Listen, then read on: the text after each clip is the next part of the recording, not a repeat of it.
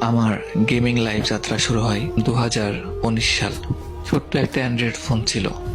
ফোনটির র্যাম ছিল 1.5 GB, 1 GB plus 1+5 GB, যেটাই মনে করেন। 1.5 GB র্যামের ফোনে আমি গেম প্লে করা শুরু করি।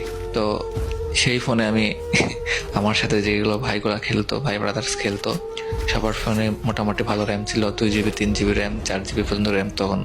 তখন মেবি হাই কোয়ালিটির র্যাম ছিল 4 GB। তো ওই সময় আমার ফোনের র্যাম ছিল 1.5 GB। তো আমার ফোনে গেম প্লে একদমই করা যেত না। ফোন প্রচুর হ্যাং মারতো অ্যান্ড ল্যাগের চুতনে এত পরিমাণ ল্যাগ মারতো ফোনটা। ল্যাগের কারণে একটা কান দিয়ে ফায়ার করবো একটা গুলি দিয়ে, তো যদি ডান দিকে ফায়ার করতাম বাম দিকে চলে যাইতো এনিমি, আর সামনে দৌড়াতে গেলে পিছন দিকে ঠাস করে ঘুরে যাইতো। অনেক প্রবলেম ছিল ফোনে। তো এমনি আমি প্রায় 1.5 বছর ওই ফোনে গেম খেলছি। ওই সময় লকডাউন ছিল।